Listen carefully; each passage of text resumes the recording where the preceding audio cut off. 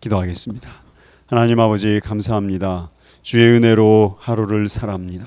주님, 저희 심령 가운데 하나님의 말씀을 더하여 주시고 하나님의 말씀으로 저희가 새롭게 되게 하시며 하나님의 말씀으로 우리의 심령이 온전케 되게 하시며 하나님의 말씀으로 저희가 영의 눈을 뜨게 하여 주시옵소서. 이 시간에 주의 말씀을 묵상합니다. 말씀의 은혜를 우리의 심령에 더하여 주시고 그리하여서 새 힘을 얻고 나아가게 축복하여 주옵소서. 예수 그리스도 이름으로 기도합니다. 아멘. 오늘 나눠드린 문제지는 43강부터 45강까지 총 3주 거고요. 권사님 새로 카피해서 좀 깨끗한 걸로 카피해놨거든요. 어제 거 새로 보시면 되겠습니다. 그래서 오늘 43강 말씀을 묵상을 하도록 하겠습니다. 이제 히스기야가 이제 이 3번에 걸쳐 3주면 다 끝나는데요. 요 히스기야 내용만 좀 잘 소화하시면 제일 복잡한 상황입니다. 얘가. 그리고 나면 나머지 이제 요시야 하나만 복잡하고 나머지는 므낫세에서부터 요시야, 여호야킴 이렇게 다 이렇게 끝나갑니다. 이제 히스기야가 예루살렘을 이스라엘 전체를 개혁을 한 사건이 우리 지금까지 살펴본 내용이죠. 그로부터 100년 후에 요시야 왕이 들어와서 이제 전체를 완전히 또 한 번 개혁을 하는 사건이 나오게 됩니다. 그런데 그 사이에 이제 히스기야의 말년 인생을 이제 3주 동안 살펴보게 됩니다. 이제 히스기야의 이 내용은 18장부터 진행이 열왕기 하에 있고 역대 하에 있고 또 이사야서에 있습니다. 그래서 약간 복잡하지만 오늘 한번 보도록 하겠습니다. 오늘 43강 말씀 유다 왕 히스기야에 대해서 아시리아와 이집트 사이에서 이제 헤매던 시간입니다. 오늘은 조금 복잡한 내용들을 조금 다뤄야 될 것 같습니다. 우리가 내용을 이해하기 위해서는요. 이제 보시면 북이스라엘이 우리 열왕기하 18장 9절부터 37절까지의 말씀입니다. 열왕기하 18장 9절부터 내용입니다. 오늘 내용이 많기 때문에 다 읽진 않고요. 그냥 하나씩 서머리해서 보도록 하겠습니다. 18장 9절부터 12절까지의 내용을 보시기 바랍니다.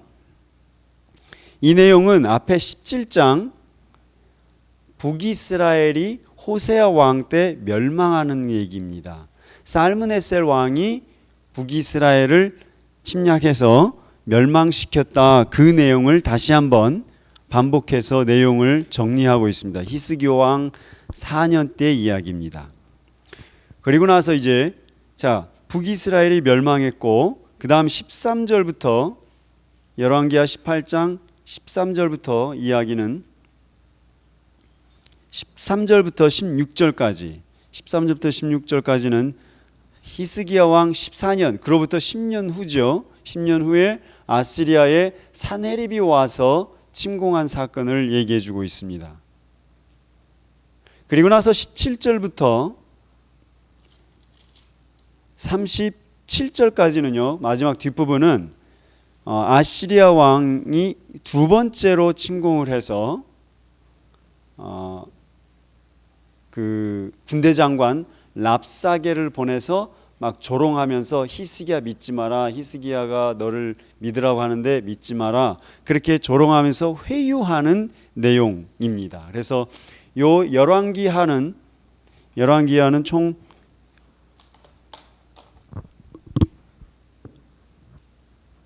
우리가 오늘 좀 살펴봐야 될 내용은 열왕기하 18장은 첫 번째 북이스라엘의 멸망을 다루고 이때가 그러니까 722년 정도 됩니다. 722년. 그리고 나서 아시리아의 1차 침공 얘기가 나오고요. 그다음에 똑같은 아시리아의 2차 침공까지 이렇게 다루고 있습니다. 그런데 평행 본문을 보시면 역대하를 보시겠습니다. 역대하 32장이십니다. 역대하 32장. 역대하 32장을 살펴보시면 32장 1절과 2절을 보십시오. 히스기야가 사네립이 예루살렘을 치러 온 것을 보고 이렇게 얘기를 시작을 하죠. 그 다음에 여기 내용 32장에서는 그 히스기야의 터널, 샘물 파는 거, 그 이야기가 언급됩니다. 역대하에서는. 그러니까 역대하는 지금요, 북이스라엘 멸망은 이미 얘기할 필요도 없고 이미 얘기했으니까 아시리아 1차 침공에 대한 얘기를 하지 않습니다. 그리고 바로 2차 침공 얘기를 하는데, 이때 여기다가 우리가 잘 알고 있는 예루살렘 성지 순례를 가면은 히스기야 터널, 히스기야의 터널을 우리가 순례를 가서 잘 뚫었다 막 이렇게 하지 않습니까? 그 사건이 여기에서 언급이 되고 있습니다. 그러니까 지금 좀 내용이 내가 많이 썼는데 좀 약간 다르게 진행이 되죠. 이것도 없고 역대하의 내용이 본문을 좀 미리 비교해 드리는 겁니다. 헷갈릴까 봐. 그 다음에 이사야서가 그 이야기를 또 다룹니다. 36절 보시겠습니다. 죄송합니다. 이사야서 36장도 같은 평행 본문입니다. 이사야서 36장 구약 1008페이지 정도를 살펴보시면 되겠습니다. 내용은 다 거의 똑같습니다. 이사야서 36장은 열왕기서의 내용과 거의 흡사합니다. 그런데 이때도 이사야서도요, 북이스라엘 얘기는 이제 아예 없는 거니까 이거는 상관이 없는 거고, 아시리아 1차 침공에 대한 이야기가 없고 2차 침공 사건만 얘기를 하고 있습니다.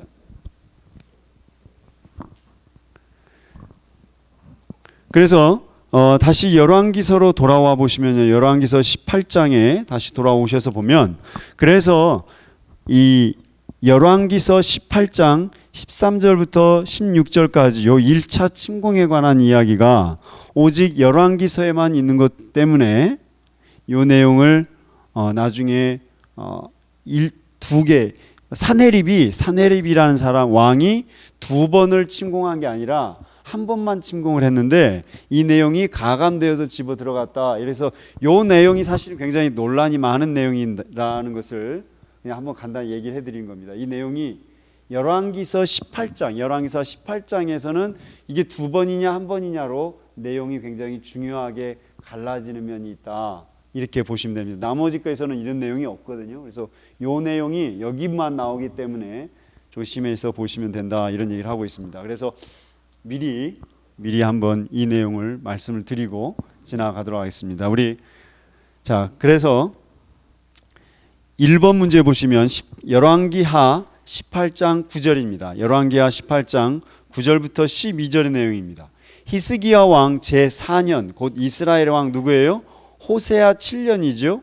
아수르의 왕 살만에셀이 사마리아로 올라와서 에워쌌다. 이렇게 얘기합니다. 자, 열왕기하 이제 18장에서부터 보시면 이제부터 중요한 사건이 진행이 되는데, 왜 이사야가 지금 평행 본문으로 똑같은 얘기가 나오고 있냐면요, 뒤에 가서 얘기를 해드리겠습니다. 먼저 북이스라엘이 남북이 이렇게 있으면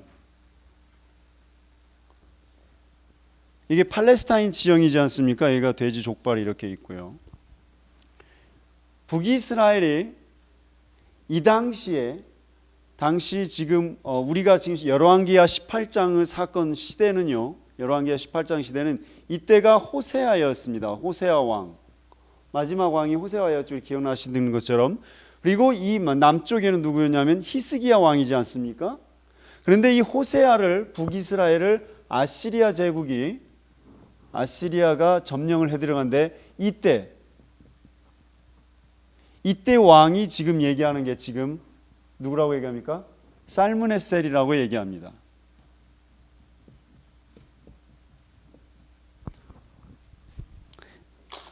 우리 성경에서는 제가 자꾸 세계사에서는 살므네셀이라고 얘기하는데요, 우리 성경에서는 살마네셀 이렇게 읽었습니다. 그래서 그 차이만 알아두시고요. 표기법이 약간 다른 것 뿐이고요. 똑같은 사람입니다.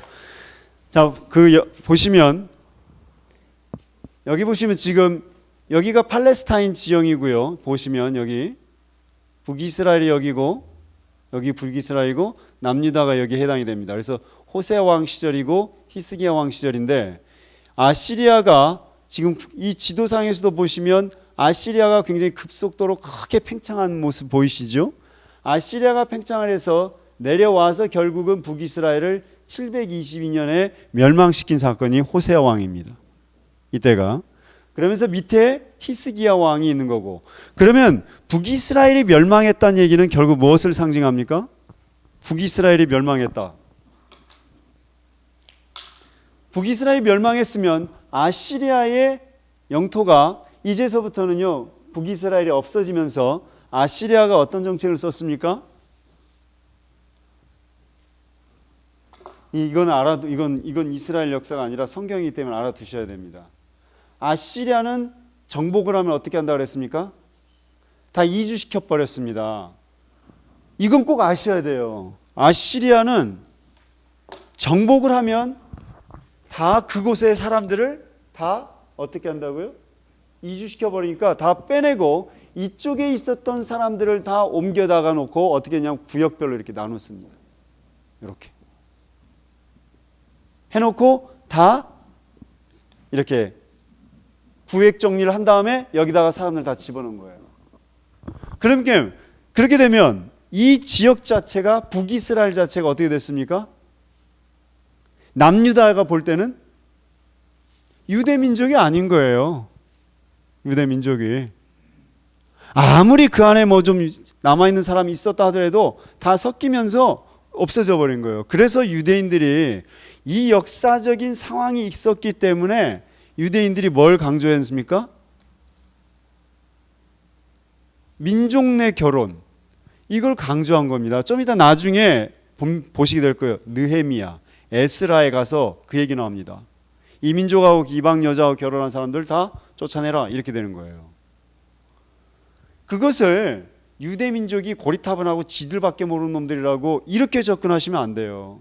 이 사람들은 뼈아픈 아픔이 있었기 때문에 이 이후로 무엇을 먼저 생각을 했냐면요, 이 이후로 이 사람들은 말씀이고 뭐고 간에 뭐가 중요하다? 엄마가 중요하다. 엄마가. 이방 여자하고 결혼하는 거 보니까 유대 남자가 아무 소용이 없더라. 다 이방 놈이 되더라 이거예요. 왜? 그리고 이스라엘 민족사 자체가 그걸 얘기해 주잖아요. 이스라엘, 북이스라엘이 왜 저렇게까지 하나님한테 욕먹고 욕을 내려왔냐면 아합 집안 때문에 그랬단 말이에요. 아합. 아합 누구예요? 여자가? 아합의 여자가 누구예요? 이세벨이잖아요. 이세벨. 제일 욕먹는 사람. 근데 그 이세벨이 한 짓도 대단한 거예요. 그래서 성경에서도 이세벨 같은 여자 그렇게 하면요, 욕 중에 최대 욕이에요. 이세벨만 또 못하니. 이세벨. 그 이세벨이 한 짓이 뭐예요? 유대민족을 핍박했나요? 이세벨이? 우리 신자들이 마지막 때에 신앙 좋은 거를 뭘로 생각하시냐면 핍박받아도 끝까지 버티는 거, 그런 거 없어요. 요즘은 이제 그런 시대는 끝났어요. 뭐예요? 마지막 시대에 신자들이 지켜야 될 건 뭐예요? 섞이지 않는 거예요. 혼합주의예요. 혼합주의. 이스라엘 역사를, 분열왕국사를 살펴보시면, 제가 지금까지 분열왕국사 하면서 목이 터지라고 외치는 게 뭐냐면요, 섞지 마세요. 섞지 마세요. 이거는 제가 하나님 나라 가면 제일 칭찬받을 거예요. 섞지 마세요. 신자들로서 섞지 마세요. 예? 말씀에다가 어정쩡한 세상 논리와 세상 사상을 섞지 마세요. 그건 신앙이 아니에요. 물탄 복음이에요. 제가 지난 월요일에 목회자 협의회를 저희 교회에서 했는데요, 그 목사들 앞에서 그 설교했어요. 예. 십자가 복음 정확히 설교라고. 제가 캔사스 지역에서 보니까 저희 지역이 다 섞여 있더라, 이 얘기를 했습니다. 이것이 저희가 지금 어떻게 보면 인생을 걸어야 되고 전 생명을 걸어야 할 정말 마지막 사명입니다. 순전한 복음대로, 복음을 지키고 복음대로 하자 이거. 말씀대로, 성경대로 하자 이거. 예? 성경에서 나온 예로. 왜? 이스라엘 역사가 보여주더니 않느냐. 저 분열왕국사 저 할 때마다 저 그 가슴 절절함을 느낍니다. 아, 절대로 이세벨 짓은 하지 말아야 되겠다. 절대로 아합 짓은 하지 말아야 되겠다. 왜 아합이 그렇게 갔어요? 왜 아합은요, 그 아합 가문은 돈 많은 가문이었습니다. 아합의 아버지가 누구였어요? 오므리였습니다. 오므리. 이거 다시 한번 얘기해 드려야 돼요. 오므리 왕조. 그래서 이 북이스라엘 왕조를 역사 세계사에서는 오므리 왕조라 표현합니다. 오므리가 얼마나 돈을 많이 긁어모았는지 그 왕궁이요 사마리아 언덕 위에 높이 세워졌는데 다 벽을 뭘로 칠했어요? 상아로 쫙 도금해 놓은 거예요. 금이하고 상하고. 근데 이게 동쪽에 해가 뜨잖아요. 그러면 이 두로 지역과 이 지중해안에서 보면 이게 환하게 빛나오는 거예요. 상하 왕조라 했습니다. 오므리 왕조, 상하 왕조였습니다. 사마리아 왕조. 그 집의 아들이 누구예요? 아합이에요. 아합. 그렇게 해서 뭐 했어요? 전 이스라엘 민족을, 전 사마리아를 죄악으로 도배했던 그 왕조입니다. 무서운 일이죠. 그 결과 다 짓밟히고 이 땅이, 하나님의 땅이 가나안 민족 모세와 여호수아를 통해서 정복되었던 이 하나님의 땅, 이 약속의 땅, 이 가나안 땅이 다 어떻게 밟혔어요? 다 이방인들에게 짓밟힌 거 아니에요. 아시리아 민족에게. 얼마나 부끄러운 역사입니까? 이걸 경험했기 때문에 이스라엘 민족은 그 뒤로 순수성, 순결을 그렇게 강조할 수밖에 없었습니다. 말씀 이전에 뭐라? 여자였다 이거예요. 말씀 이전에 여자 때문에 섞였다 이거예요. 이렇게 결론을 내린 것입니다. 왜 여기까지 이렇게 왔냐면 죄송합니다. 살므네셀이 이 지역을 다 이렇게 이제 점령을 한 거죠. 그래서 9절의 내용이 살만에셀 이 얘기가 나오죠. 살만에셀. 제가 여기에도 적어놓긴 했습니다. 문제지에도. 원래 다시 한번 이제 지난 17장에 나온 이 얘기인데 이 살므네셀이 여기 와서 사마리아를 포위를 했죠. 포위를 했는데 포위가 얼마 동안 갔다고 그랬습니까? 3년을 포위를 했는데 함락 직전에 살므네셀이 사망을 합니다. 이 사람이 사망을 하고 그 형제 누구요? 살므네셀의 동생 사르곤입니다. 사르곤이 사마리아를 함락을 합니다. 근데 역사에서는 그냥 살므네셀이 함락한 걸로 표기를 하고 있습니다. 그러니까 11절 보세요. 11절. 18장 열왕기하 18장 11절 보세요. 아수르 왕이 이스라엘을 사로잡아 아수르에 이르러 고산강가에 있는 이렇게 얘기하죠. 이때 아수르 왕이 누구예요? 11절의 아수르 왕은 사르곤이라는 거죠. 사르곤이 여기를 함락을 시키고 이 사람들을 데리고 아시리아로 끌고 간 거예요. 이해되십니까? 그래서 이때에서부터 그 오페라 있죠? 베르디 오페라 베르디 오페라의 나부코에 히브리 노예들의 합창이라는 그 뮤지컬이 있습니다. 따라라라라 그걸 들려드렸어요. 준비를 못했네. 그게 이 배경을 이제 시작을 하는 겁니다. 이때부터 끌려가기 시작을 하거든요. 히브리 노예들 이제 노예가 되어서 끌려가기 시작합니다. 그래서 살므네셀의 시작에서 사르곤에 의해서 마무리된 사건이 북이스라엘의 멸망 사건입니다. 그것이 9절부터 12절까지의 내용입니다. 자, 우리 12절 말씀 읽어보겠습니다. 12절 말씀 같이 읽겠습니다. 이는 그들이 하나님 여호와의 말씀을 듣지 아니하고 그의 언약과 여호와의 종 모세가 명령한 모든 것을 따르지 아니하였음이더라. 왜 멸망했다 그럽니까? 그렇죠? 북이스라엘 멸망의 원인은 무엇입니까? 정치 체제? 경제? 군사 문제? 무슨 문제였어요? 말씀의 문제였습니다. 여호와께서 모세에게 명령하신 그 말씀을, 언약을, 계명을 지키지 않았기 때문에 멸망했다는 거예요. 사실 그까지 성경 쪼가리 토라 안 읽었다고 망했나요? 그 토라 안 지켰다고 이 나라가 망했을까요? 그게 아닙니다. 정치적으로 문제 있었고 군사적으로 문제 있었어요. 그래서 멸망했어요. 그러나 성경은 그렇게 얘기 안 합니다. 성경은 이스라엘 민족, 북이스라엘 민족을 그렇게 평가하지 않았습니다. 경제 문제 때문에 망했다고 하지 않았습니다. 군사력이 약해서 망했다고 하지 않았습니다. 말씀을 하나님의 말씀으로 듣지 않았기 때문에 망했다고 적고 있습니다. 그것도 성경에서. 이 땅에서 우리가 살아가야 할 사명이 무엇인지 더욱 분명해지실 것입니다. 역사를 보면 그대로 우리 거울입니다. 역사는 우리의 거울입니다. 그리고 나서 이 사르곤을 이어서 누가 아시리아에서 왕이 됩니까? 사르곤을 이어서 우리 성경에 답이 나오죠. 이 살므네셀 아시리아, 이 당시 잠깐 보겠습니다. 이 당시 아시리아 가계도가 어떻게 되냐면요, 우리 성경에 티글랏 빌레셀이라고 나오잖아요. 티글랏 빌레셀, 디글랏이라고 하지만 티글랏 빌레셀이 죽고 나서 그 아들 살므네셀이 나오고 그 다음에 사르곤입니다. 사르곤의 아들이 누구냐면 오늘 나오는 13절에 나옵니다. 사네립입니다. 사네립. 요 네 명의 왕은 아시리아 왕이기 때문에 모르는 게 아니라 성경에 나오기 때문에 알아야 되는 거예요. 살므네셀, 사르곤, 사네립, 이 세 아시리아 왕이 전부 다 18장에 다 나오는 내용입니다. 그래서 9절에서 살므네셀, 11절에서 사르곤, 13절에서 사네립입니다.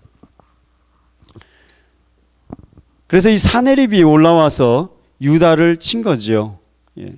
쳐가지고 왜 지금 이제 사네립 이야기가 나오냐면, 자 보세요. 12절부터 12절, 13절, 14절, 12절과 13절 사이에 맥락이 끊어집니다. 자, 사르곤에서 지금 그 자세한 상황은 그냥 빼고요. 간단하게 얘기해 드리면은 사르곤에서 사네립으로 넘어갈 때 이 아시리아 내에 굉장히 정쟁이 심하게 진행이 됩니다. 권력 투쟁이. 그러니까 그 혼란이, 정치적 혼란이 발생하니까 이때 정치적 혼란을 틈타서 히스기야가 이 상황을 통해서 히스기야 왕이 반 아시리아 정책을 취하게 됩니다. 그러니까 그거를 눈치채고 사네립이 등장하자마자 왕위가 안정이 되니까 바로 히스기야를 치고 내려온 사건이 바로 13, 14, 15, 16절 내용입니다. 정리되세요? 이 내용은 성경 본문을 정리를 해드려야 될 것 같아서 이렇게 얘기합니다. 이때 15절과 16절 보세요. 어떻습니까? 히스기야가 이거 완전히 항복한 거예요. 그러니까 와서 돈을 요구할 거 아니겠습니까? 징벌금을 요구하니까 어느 정도까지였냐면 없으니까 너무 많은 걸 요구했나 봐요. 그래서 왕궁의 기둥에 있는 금 도금까지 다 베껴가지고 갖다 바칠 정도로 별것도 없으면서 달려들었던 거예요. 이 내용이 그렇습니다. 그래서 저희 문제지에 2번까지의 내용을 저희가 살펴봤습니다. 자, 17절부터 이야기입니다. 17절부터 이거를 2차 침공으로 보든지 1차 침공으로 보든지 그건 그렇게 중요한 내용은 아닙니다. 내용이 다만 이제 이 아시리아 사네립이 이제 다시 두 번째로 침입해 들어왔는데, 자, 우리 17절부터요.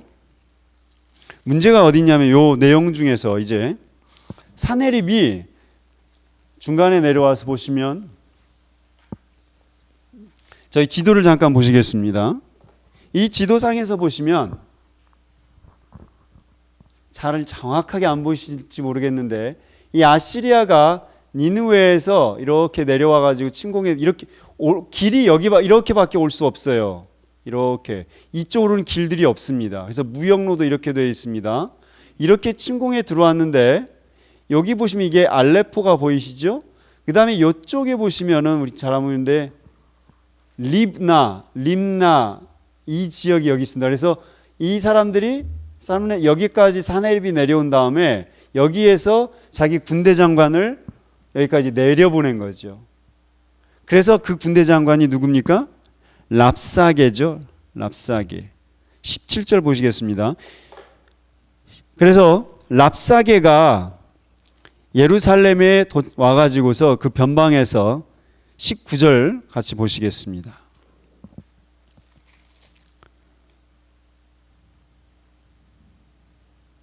우리 19절부터 22절까지 말씀 같이 한번 읽어보겠습니다. 랍사게가 그들에게 이르되 너희는 히스기야에게 말하라. 대왕 아수르 왕의 말씀이 내가 의뢰하는 이 의뢰가 무엇이냐. 내가 싸울 만한 계기와 용력이 있다고 한다마는 이는 입에 붙은 말뿐이라. 내가 이제 누구를 의뢰하고 나를 반역하였느냐. 이제 내가 너를 위하여 저 상한 갈대 지팡이 애굽을 의뢰하도다. 사람이 그것을 의지하면 그의 손에 찔려 들어갈지라. 애굽의 왕 바로는 그에게 의뢰하는 모든 자에게 이와 같으니라. 그 다음에 23절과 24절 한번 보겠습니다. 청하건대 이제 너는 내 주 아수르 왕과 내기하라. 내가 만일 말을 탈 사람을 낼 수 있다면 나는 내게 말 2,000마리를 주리라. 내가 어찌 내 주의 신하 중 지극히 작은 지휘관 한 사람이들 물리치며 애굽을 의뢰하고 그 병과 기병을 얻을 듯하냐. 이렇게 얘기합니다. 랍사게가 와서 이스라엘 민족과 심리전하는 거죠. 예루살렘을. 무슨 말입니까? 왜 애굽 얘기하냐면요.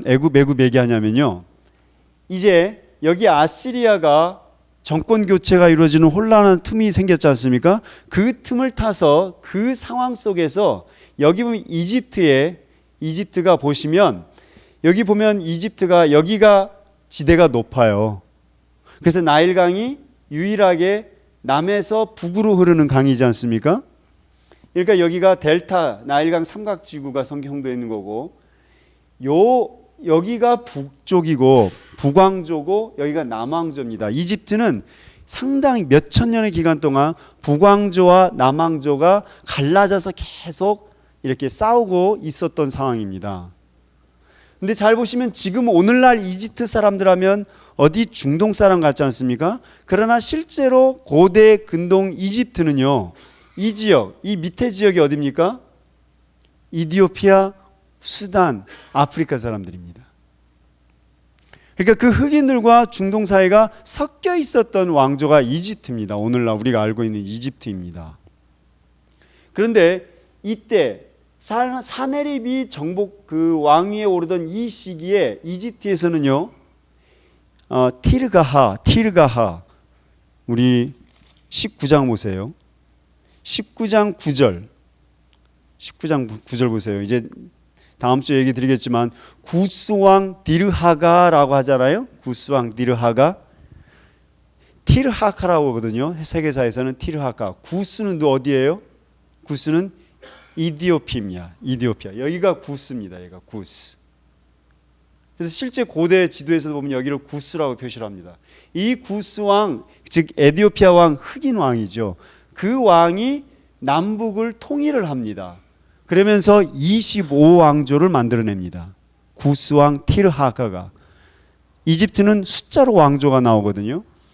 그러니까 문제는 어디 있었냐면 히스기야가 가만히 보니까 국제 정세를 보니까 여기가 아시리아가 무너질 것 같고 이집트는 강성한 상황이 된 겁니다.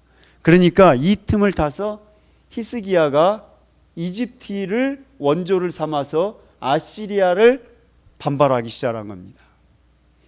이것이 문제였던 겁니다. 그래서 이때서부터 36장 이사야서 30장 이후로는요, 이때서부터 계속 무슨 말을 하냐면 히스기야에게 이집트를 의뢰하지 말고 애굽을 의뢰하지 말고 하나님을 의뢰하라고 계속 얘기를 합니다. 말을 안 들으니까 허리에 수건 하나만 걸치고 맨발로 이스라엘을 막 돌아다니면서 외쳤던 그 사건이 바로 이거를 배경으로 하는 것입니다.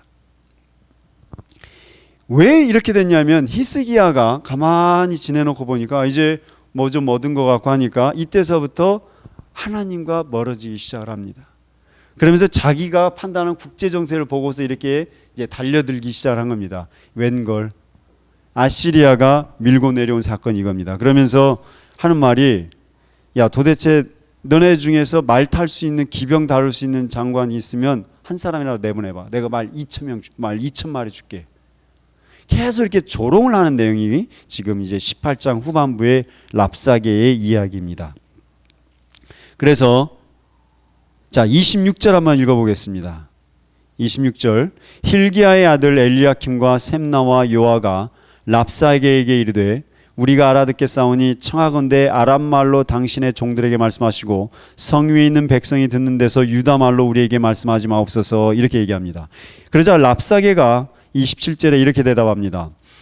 랍사게가 그에게 이르되 내 주께서 내 주와 내게만 이 말을 하라고 나를 보내신 것이냐? 성 위에 앉은 사람들도 너희와 함께 자기의 대변을 먹게 하고 자기의 소변을 마시게 하신 것이 아니냐고 랍사게가 드디어 일어나서 유다말로 크게 소리질러 불러 이르되 너희는 아시리아 왕의 말을 들으라. 그 다음에 30절 말씀, 29절 왕의 말씀이 너희는 히스기야에게 속지 말라. 그가 너희를 내 손에서 건져내지 못하리라. 또한 히스기야가 너희에게 여호와를 의뢰하라 함을 듣지 말라. 그가 이르기를 여호와께서 반드시 우리를 건지실지라. 이 성읍이 아수르 왕의 손에 함락되지 아니하게 하시리라 할지라도 너희는 히스기야의 말을 듣지 말라. 아수르 왕의 말씀이 너희는 내게 항복하고 내게로 나아오라. 그리하고 너희는 각각 그의 포도와 무화과를 먹고 또한 각각 자기의 우물의 물을 마시리라. 이렇게 얘기합니다. 랍사기가 하는 말의 주제가 뭐예요?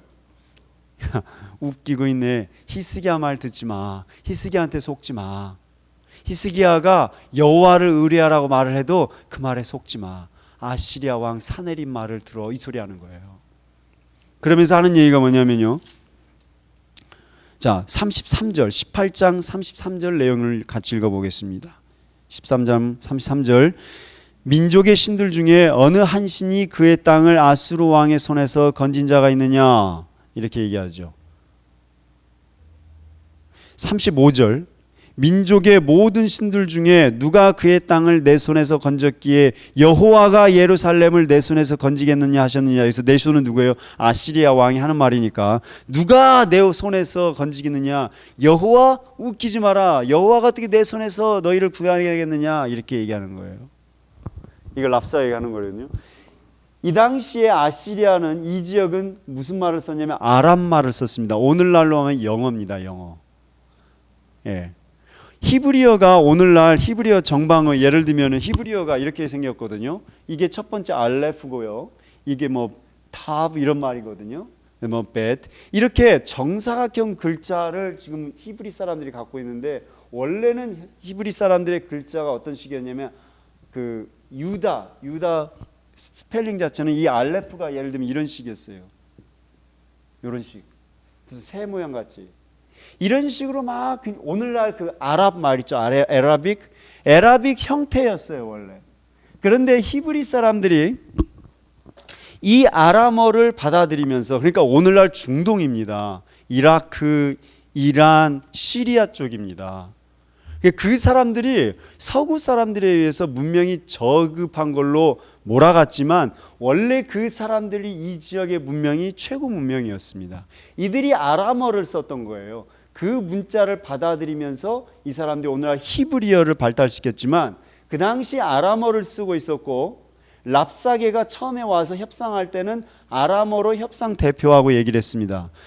유대 사람들은요 유다 말을 쓰고 있었다는 얘기죠. 히브리어를 쓰고 있었습니다. 히브리어를 쓰고 있었으니까 당연히 못 알아듣잖아요. 그러니까 협상 대표가 알아들었으니까 우리 아람 말로만 얘기해라 이렇게 얘기하는 겁니다. 그러니까 랍사게가 뭐라고 얘기해요? 웃기지 마라. 니네 백성들이 니네 똥 좀 먹어야 되는데 무슨 소리야? 그러면서 일어나고 유다 말로 막 지금 이렇게 얘기를 하고 있는 거예요. 히스기야한테 속지 마. 여호와는 무슨 놈의 여호와? 아시리아 왕에게 순복해라. 히브리 말로 얘기하는 거예요. 얼마나 웃겨요. 얼마나. 즉 다시 말해서 랍사게는 최소한 3개 언어를 하고 있다는 얘기입니다. 똑똑한 사람이잖아요. 그런데 이 사람이 얼마나 자기 역사, 이 아시리아 역사를 모르는 사람인지 보세요. 35절, 33절, 35절에서 어느 민족의 신이 아시리아의 왕의 손에서 우리를 구원하겠느냐 그렇게 얘기하잖아요. 근데 이게 자기 역사도 모르는 사람이라는 거 여러분 느껴지세요? 네? 지금 이 사람은 아시리아 왕이 여호와보다 더 크다고 얘기하잖아요. 그러나 사실 150년 전에 어떤 사건이 있었어요? 지금부터 딱 150년 전에? 예, 장로님 말씀하셨네. 요나 아세요? 요나서 하나님께서 요나를 어디로 보내셨어요? 아시리아, 니느베 여기 있잖아요. 니느웨로 보내셔가지고 내가 아시아를 쓸어버릴 건데 가서 네가 좀 회개 말씀을 전해. 그러니까 요나가 죽어도 안 가려고 했던 사건이 바로 150년 전에 이 사건입니다. 150년 전에 여호와께서 아시리아를 쓸어버리려고 했는데 니느웨 한 사람 때문에 하나님께서 참으셔서 그 백성을 구해내신 사건, 요나서의 사건입니다. 새칭 3개 국어를 알면서 외쳐댔던 그 사람이 자기 나라 역사도 모르는 거예요. 그러면서 여호와를 조롱하는 거예요. 부끄러운 역사죠. 하나님의 말씀을 경홀히 여기면서 히스기야는 또 자기의 권세와 자기의 군사력에 의지하여서 이제 하나님을 멀리하기 시작하는 사건입니다.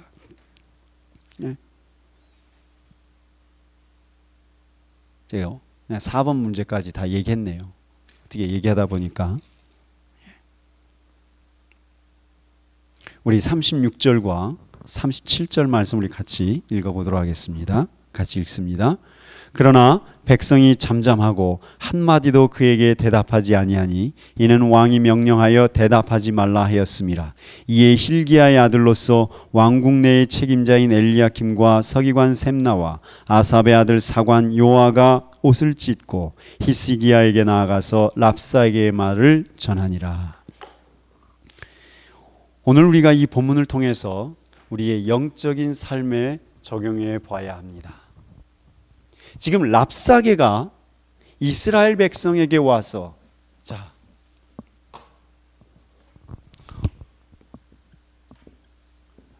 랍사게가 예루살렘에 와서 이스라엘 백성들에게 한 말이 무엇이었습니까? 랍사게의 말이 뭐였어요? 지금 여기가 한 말이 뭐예요? 뭡니까? 한마디로 히스기야 믿지 말란 얘기 아니에요. 히스기야 믿지 마라.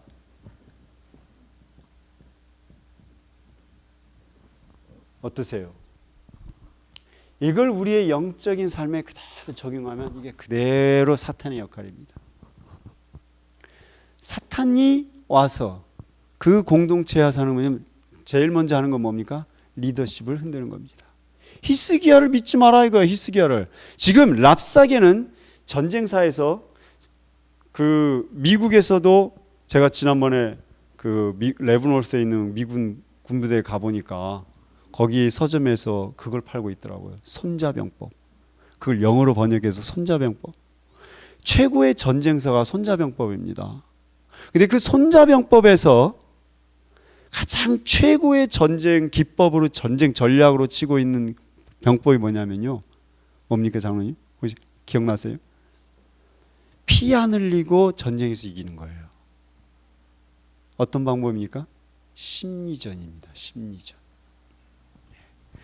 그래서 여러분 군사분계선에서 제가 휴전선에서 근무했는데 휴전선에서 그래서 총보다도 무서운 게 뭐라고 합니까? 이거 뭐죠? 스피커. 총보다도 무서운 게 스피커입니다.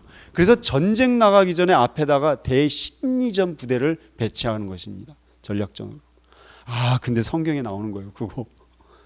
랍사게가 그 전략을 쓴 것입니다. 랍사게가 그 이스라엘 민족을 무너뜨린 데 있어서 가장 탁월하게 뭐였어요? 다 흔들어 버린 거잖아요. 정신적으로. 히스기야 믿지 마. 히스기야가 여호와를 의아래하러 하는데 그 믿지 마. 그 말을 믿어서 돈 게 뭐가 있어. 사마리아 무너졌는데. 히스기야가 왜 또 저렇게 이스라엘 그 애굽을 의지하게 하게 됐냐면요. 겁먹은 거예요. 히스기야가. 왜요? 아시리아가 무너뜨려 버리니까 이 지역이 아시리아 영토가 된 겁니다. 그러니까 남유다의 국경이 북쪽 국경이 누구하고 맞닥뜨리게 됐어요? 아시리아하고 맞닥뜨리게 되면서 겁을 먹은 거예요.